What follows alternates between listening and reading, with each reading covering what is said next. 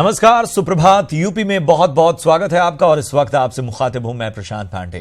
प्रतापगढ़ में सीएम योगी आज सुबह स्कूल चलो रैली को हरी झंडी दिखाकर रवाना करेंगे। इससे पहले योगी ने देर रात दलित परिवार के घर खाना खाया।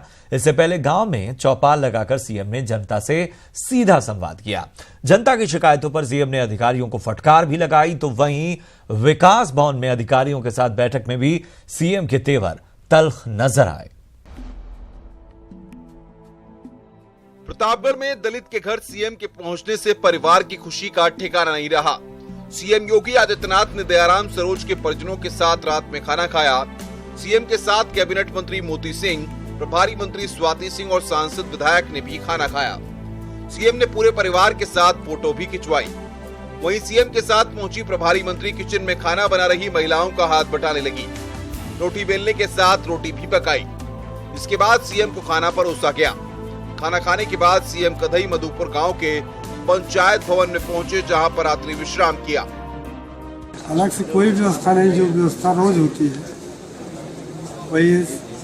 जैसे मौसमी सब्जी है, भिंडी है, लौकी है, रोटी दाल चावल, खीर है गांव की, यही सब। आपके यहाँ कौन कौन है और क्या कोई बाहर से भी आया? बाहर से कैसे रिश्तेदार नहीं, लड़कियां शादीशुदा हैं, वो आई हैं, फैमिली सहित आई है। तो हमको भी लगा कि जब हमको अवसर मिला है तो मेरे रहते हुए उनको भी मिल जाए। इतने सारे डिश किसके लिए बनाए हैं आपने? माननीय मुख्यमंत्री आपके घर पे आए हैं? क्या आप लोगों ने कुछ खास बनाया है उनके लिए? सब सारे डिश खास हैं सर। गांव के अगर लिहाज से बात किया जाए तो आप लोगों ने क्या किया? जो हम लोग खाते हैं वो खिलाएंगे, प्यार से बनाए हैं, खिलाए। खाना नहीं बनाया, खाना और आप लोग सब बना के रखे थे और रोटियां बन रही थी, तो मैंने कहा थोड़ी रोटियां मैं भी बना ली, क्योंकि मुझे खाना बनाने का बहुत शौक है और अब चूँकि समय नहीं मिल पाता, मैं बना नहीं पाती, तो मैंने कहा ला थोड़ी रोटी बना। मुझे रोटी बनाना बहुत पसंद भी है। योगी जी आज खाना भी खाएंगे? बिल्कुल, हम सभी लोग खाएंगे। जो रोटी आपने बनाया वही? अब ये तो मालूम नहीं, हो सकता है, जा भी सकती है। इसमें क्या बुराई है, कोई भी रोटी खा लेंगे। सबने अच्छे से बनाया, सबने प्यार से बनाया है माननीय मुख्यमंत्री जी को। इससे पहले कधई मधुपुर गांव में सीएम योगी आदित्यनाथ ने चौपाल लगाकर जनता से सीधा संवाद किया। संवाद कार्यक्रम में ग्रामीणों ने जिला प्रशासन की पोल खोल दी। इसके बाद सीएम ने डीपीआरओ, सीडीओ, जिलाधिकारी को जमकर फटकार लगाई। राशन कार्ड, प्रधानमंत्री आवास, पेयजल की शिकायतों पर सीएम नाराज दिखे। सीएम ने मंगलवार से गांव में कैंप लगाकर ग्रामीणों की शिकायतों को दूर करने का जिलाधिकारी को निर्देश दिया है। सीएम के तेवर देख अफसरों में हड़कंप मचा रहा। माना जा रहा है कि लापरवाह अधिकारियों के खिलाफ योगी कार्रवाई भी कर सकते हैं। हर लाभार्थी के खाते में पैसा पहुंच जाना चाहिए। जवाबदेही तय होगी इस मामले में, ठीक है? प्रतापगढ़ दौरे के क्रम में सीएम ने विकास भवन में अधिकारियों के साथ कानून व्यवस्था और विकास कार्यों की समीक्षा बैठक की। बैठक में सीएम योगी आदित्यनाथ का एक्शन देखने को मिला। जल निगम और विद्युत निगम में हुए करोड़ों रुपए के घोटाले पर सीएम ने 1 सप्ताह के भीतर जांच पूरा करने के निर्देश दिए हैं। साथ ही आरोपियों की गिरफ्तारी और चार्जशीट के साथ घोटाले की राशि रिकवरी करने को कहा है। चंदौका गांव के पास करोड़ों की लागत से बन रही सड़क का सीएम ने मुआयना किया। करोड़ों की लागत से बन रही सड़क की गुणवत्ता अनुकूल न होने से सीएम नाराज दिखे। न्यूज़ 18 के लिए प्रतापगढ़ से रोहित की रिपोर्ट। और प्रतापगढ़ दौरे की हम आपको एक साथ 2 तस्वीरें दिखा रहे हैं। पहली तस्वीर गेहूं क्रय केंद्र की है, जहां सीएम योगी ने गंदगी देख अधिकारियों को फटकार लगाई। साथ ही मंडी का रजिस्टर ठीक तरह से मेंटेन न रखने पर मंडी सचिव को भी फटकार लगाई। वहीं दूसरी तस्वीर जिला अस्पताल की है, जहां पहुंचे सीएम योगी ने बेड पर चादर न मिलने पर सीएमओ की क्लास लगाई।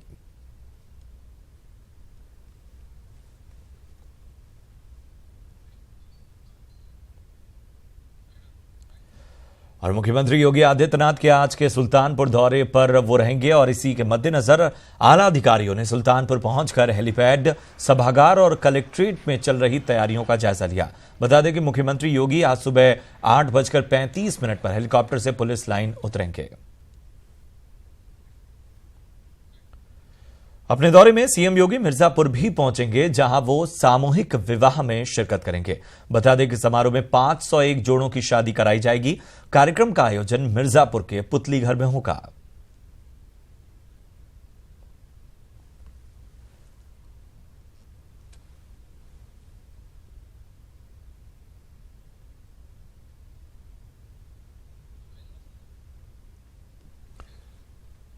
तो मिर्जापुर के पुतली घर में आयोजन सामूहिक विवाह होगा। मिर्जापुर में, प्रतापगढ़ में भी मुख्यमंत्री रहेंगे।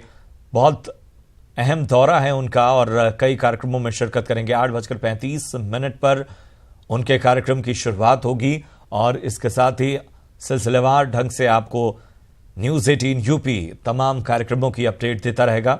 तो लगातार मुख्यमंत्री प्रतापगढ़ मिर्जापुर के दौरे पर। उपेंद्र हमारे सहयोगी इस वक्त जुड़ चुके हैं। उपेंद्र, अहम दौरा है ये और बहुत सारे कार्यक्रम हैं के बाद एक जाना जाएंगे अपने दर्शकों के लिए तफसील से क्या कुछ रहने वाला है और क्या शेड्यूल होगा मुख्यमंत्री का।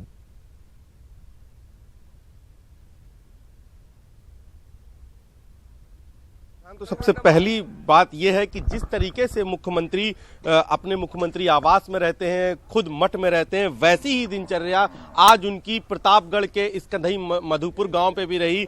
यहां पर रात्रि चौपाल लगाने के बाद यहीं के पंचायत घर पर उन्होंने रात्रि विश्राम किया और उस विश्राम कक्ष में एक बहुत साधारण तरीके से एक तख्त पड़ा हुआ है, उस तख्त पे ही मुख्यमंत्री सोए और रोज की तरीके 3:30 बजे अल सुबह मुख्यमंत्री यहां उठ गए। उसके बाद उन्होंने स्नान ध्यान किया, योगा किया और जिस तरीके से उनकी जो पूरी दिनचर्या थी वही रही। और अब चूंकि मुख्यमंत्री महज कुछ मिनटों बाद इस पंचायत घर से निकल के सबसे पहले यहां पर आएंगे। आप देखिए जिस तरीके से मुख्यमंत्री आवास पे खुद गोरखनाथ पीठ मठ पर गाय रहती हैं, भले ही वहां पर 450 करीब गाय हैं, लेकिन यहाँ 4 गाय हैं। लेकिन ये 4 गाय ये साफ तौर पर बताती हैं कि मुख्यमंत्री का जो गौ प्रेम है वो हर जगह रहता है। इसीलिए बिना गाय को खिलाने के बिना वो कुछ भी अपनी दिनचर्या की शुरुआत नहीं करते हैं। तो आज भी यहां से निकलने के बाद सबसे पहले वो गायों के लिए चारा खिलाएंगे और यहां से निकलने के बाद कुछ ही आगे उच्च प्राथमिक विद्यालय है जहां पर स्कूल चलो अभियान जो है उस रैली को हरी झंडी दिखाएंगे। तो ये आज का बेहद अहम कार्यक्रम है। अगर कल के जो पूरे दौरे को देखें तो जिस तरीके से उन्होंने ताबड़तोड़ निरीक्षण किए, यहाँ पर रात्रि चौपाल इसी जगह लगाई थी, उन्होंने ग्रामीणों से बात किए, उनके सवाल थे, जवाब उन्होंने अफसरों से पूछे तो कई बार अफसर बगले झांकते नजर आए। कई सवालों के जवाब अफसरों के पास नहीं था। उन्होंने मौके पर ही फटकार लगाई। उन्होंने साफ तौर पर जो है इशारों में कह दिया कि अगर ये सिस्टम बदलेगा नहीं, बिल्कुल तो नहीं बदल उपेंद्र और जैसा आपने जिक्र किया कि बहुत सारी बातें थी और हमने स्टेज पर भी देखा कि कुछ खास मामलों पर उन्होंने पब्लिक के बीच भी अधिकारियों की क्लास लगाई। वो क्या वाकया था और इसके साथ ही जिस तरह से उन्होंने दलित परिवार के बीच कल भोजन भी किया, तो उस अनुभव को उन्होंने किस तरह से जाहिर किया? देखिए, जो अगर पूरे कार्यक्रम को, जैसे कि प्रश्न में पहले भी बताया था कि इस पूरे कार्यक्रम को 2 नज़र से देखा जा सकता है। एक सरकार की नज़र से, एक संगठन के नज़र से। सरकार की नज़र से उन्होंने एक्शन मोड पर सरकार के होने का संकेत दिया है कि सरकार एक्शन मोड पर है, जो नहीं बदलेगा उसे बदल देंगे। सीधे सवाल सीधे जवाब लिए। और अगर संगठन के लिहाज से देखें तो पूरा जो रात्रि चौपाल थी वो और जो पूरा प्रतापगढ़ का दौरा था, ये कहीं ना कहीं जो भाजपा की दलित राजनीति है उस पर है। खुद प्रधानमंत्री ने कहा था अंबेडकर जयंती में कि जो भी पार्टी के संगठन के बड़े लोग हैं, खुद मुख्यमंत्री हैं, मंत्री हैं, वो ऐसे इलाकों में जाएं जो दलित बस्ती है या उन इलाकों में जाएं जहां दलित बहुल इलाके हैं और वहां पर जाके उनकी जनसमस्या सुने। तो उस कड़ी में शुरुआत करते हुए आज प्रतापगढ़ से मुख्यमंत्री ने शुरुआत की और कहीं ना कहीं भाजपा अप्रत्यक्ष रूप से ही सही मगर मिशन 2019 वाकई और ये सारी कवायद, जाहिर सी बात है कि उत्तर प्रदेश की सियासत में एक नई तरह की बेचैनी भी आने वाले वक्त में ले आने वाली है। बहुत बहुत शुक्रिया करेंगे उपेंद्र, आप नजर बनाए रखिए, आगे भी आपसे अपडेट लेते रहेंगे।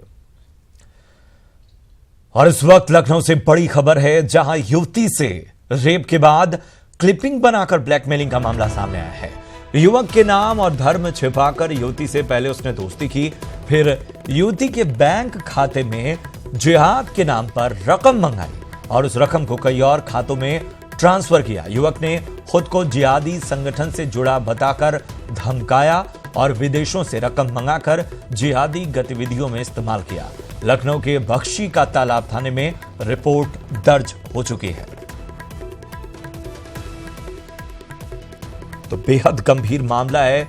एक युवती का रेप किया जाता है, क्लिप बनाकर उसे ब्लैकमेल किया जाता है, जिहादी संगठन से ताल्लुक बताकर लगातार दबाव बनाया जाता है, पैसे मंगाए जाते हैं, बहुत सारी बातें हैं जो सवाल उठाते हैं।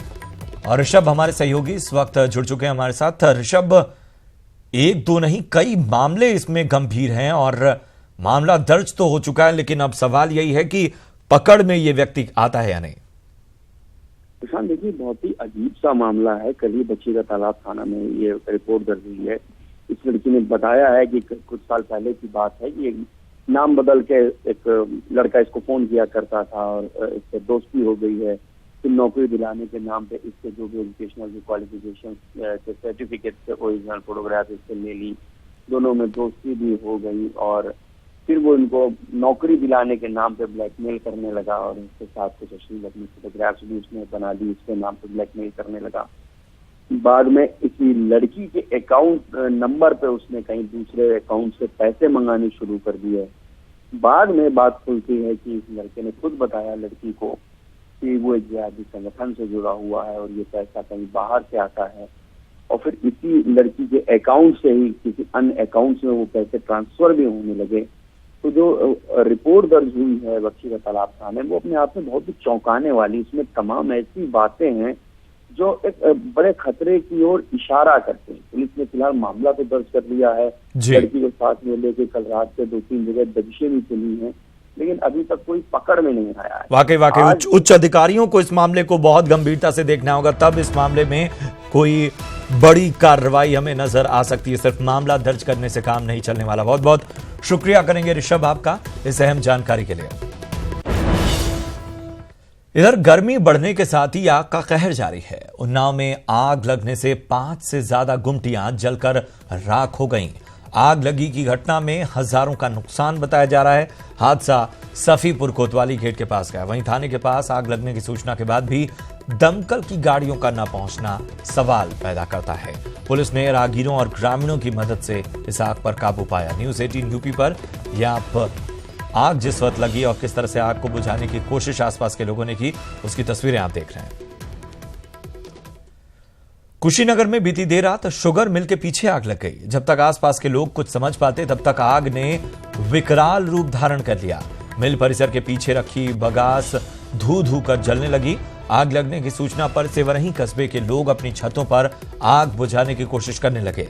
वहीं मौके पर पहुंची पुलिस, फायर ब्रिगेड की टीम ने काफी मशक्कत के बाद आग पर काबू पाया। इस दौरान 2 घंटे तक आग का तांडव जारी रहा। बताया जा रहा है कि आग लगी में लगभग 8 लाख रुपए का बगास और लाखों की मशीन जलकर राख हो गई। आग लगने की वजहों का खुलासा नहीं हुआ है। लोगों ने उस वक्त राहत की सांस ली जब आग बुझाई गई। बढ़ते आगे, बलरामपुर में एक बार फिर 7 साल की मासूम से चाकू की नोक पर रेप का मामला सामने आया है। मासूम को गंभीर हालत में अस्पताल में भर्ती कराया गया। रेप का आरोप गांव के 30 साल के चिन्नू पर लगा है। मासूम पिता के साथ खेत में काम करने गई इस युवती कर जबरदस्ती की गई। पकड़े जाने पर आरोपी ने पिता को भी चाकू सीने पर रखकर जान से मारने की धमकी दी, लेकिन ग्रामीणों की मदद से उस पर काबू पा लिया गया। पुलिस ने आरोपी को गिरफ्तार कर लिया है। आपको बता दें कि जिले में 4 दिनों के भीतर मासूम से रेप की यह दूसरी वारदात है।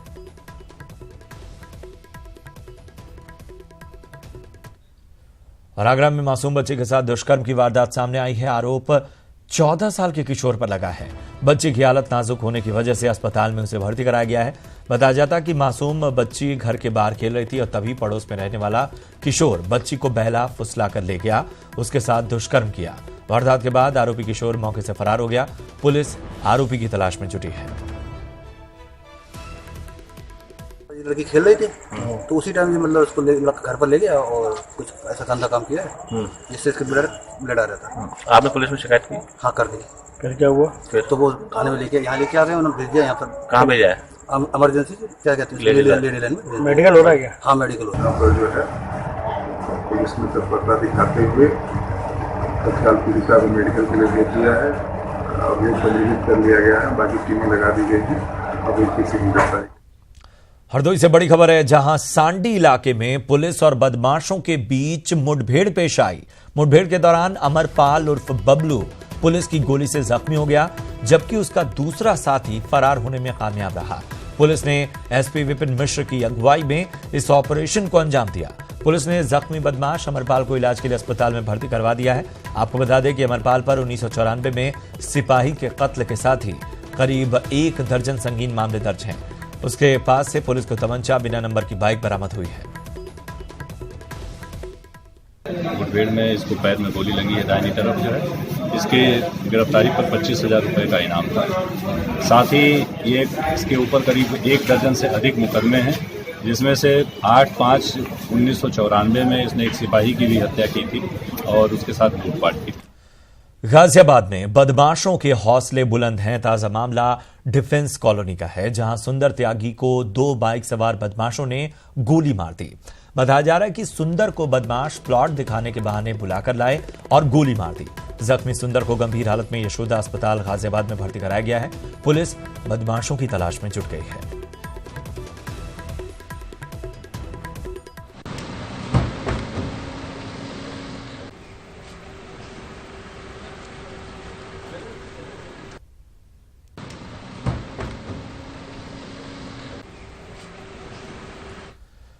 उन्नाव में न्यूज 18 की खबर का बड़ा असर हुआ है। पीड़िता से थाने में गाली गलौज करने के मामले में एसपी ने बड़ी कार्रवाई की है। 3 पुलिसकर्मियों को सस्पेंड किया है।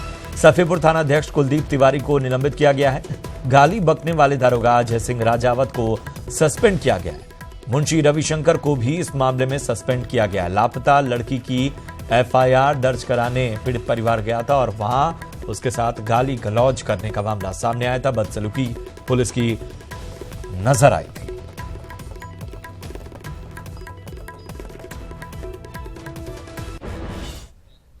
गोरखपुर पुलिस अब बेखौफ बदमाशों की गिरफ्तारी की बजाय अपराधियों को सरेंडर कराने में लगी है। दरअसल सीओ क्राइम प्रवीण सिंह के दफ्तर पर भगौड़े बदमाशों के सरेंडर करने का नाटक हुआ है। दिलचस्प है कि प्रॉपर्टी डीलर संतोष साहनी हत्याकांड में वांछित मानवेंद्र सिंह की गिरफ्तारी को लेकर एसएसपी ने 15,000 का इनाम घोषित किया था। क्राइम ब्रांच फरार बदमाशों की गिरफ्तारी को लेकर ताबड़तोड़ छापेमारी का दावा कर रहा था, लेकिन बदमाशों ने पुलिस की मुस्तैदी को धत्ता बताकर सीओ क्राइम दफ्तर पहुंचने का नाटक किया। हैरानी की बात यह है कि मीडिया को पहले से बुलाकर फरार बदमाशों के सरेंडर की नौटंकी दिखाई गई। इस माह 8 तारीख को शाहपुर में जो हत्या हुई थी प्रॉपर्टी डीलर की, उसमें ये दोनों अभियुक्त नामजद थे। 15 इनाम और इनके ऊपर 15,000 का इनाम घोषित किया गया। ये संजय निसार और मानवेंद्र सिंह दोनों अभियुक्त आज यहाँ पे इनका जैसा कहना है कि पुलिस के दबाव और भय से उन्होंने यहाँ से हत्या किया। अखिल भारतीय अखाड़ा परिषद में शामिल जूना अखाड़े ने एक दलित संत को धर्माचार्य की पदवी देने का ऐलान किया है। इलाहाबाद के मौजगिरी आश्रम में जूना अखाड़े के साधु संतों की मौजूदगी में दलित संत कन्हैया कुमार कश्यप की दीक्षा और संस्कार के बाद वो कन्हैया प्रभुनंद गिरी बन गए। आश्रम में दलित संत का संस्कार कर उन्हें धर्माचार्य पद के लिए योग्य घोषित कर दिया गया। हालांकि अखाड़ों की बैठक के बाद ही उनकी पदवी की घोषणा की जाएगी। जूना अखाड़ा के संत पंचानन गिरी के मुताबिक सनातन धर्म में बड़े पैमाने पर जारी कुरीतियों की वजह से धर्म का पतन हो रहा है और इसी को रोकने के लिए जूना अखाड़े ने यह कदम उठाया है। वहीं कन्हैया कुमार कश्यप का मानना है कि उन्होंने कभी इस बात की कल्पना नहीं की थी कि दलित होते हुए भी उन्हें धर्माचार्य जैसे पद पर आसीन होने का मौका मिलेगा। बहुत से लोग कहते हैं कि हम कसम राम की खाते हैं, हम मंदिर वहीं बनाएंगे। मैं उन लोगों को पूछना चाहता हूं कि वो भगवान राम के मार्ग पे चलते हुए ये बात क्यों भूल जाते हैं कि हमारे भगवान राम ने सबरी के जूठे भेड़ खाए थे, तो भगवान ने तो जात पात कहीं देखा ही नहीं। तो आज संसार में सनातन को जरूरत थी। जैसे पुराने समय में आज से 2500 वर्ष पहले आदि शंकराचार्य के समय में सभी बुद्धि हो गए थे, सनातन का पतन हो गया था, तो हमारे आदि शंकराचार्य भगवान ने सभी को बुद्ध धर्म में से तर्क कर वापस लाए थे।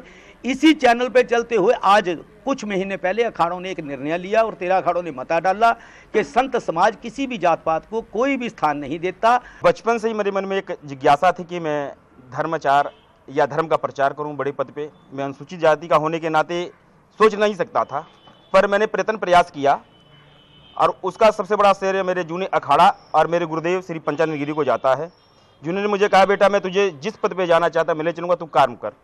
और उन्होंने मेरी विद्या को देखा और मेरी निष्ठा और कर्म को देखा। और इस बीच आज मुझे बहुत ज़्यादा हर्ष हो रहा कि आज गुरुदेव की कृपा से, श्री पंचदशनम जूना अखाड़े की कृपा से मैं इस पद पे विजयमान होने जा रहा हूँ। यह मेरे लिए सौभाग्य की बात है। तो अपना यूपी में इतना ही। एक छोटे से ब्रेक के बाद सुप्रभात उत्तराखंड दीजिए इजाजत। नमस्कार।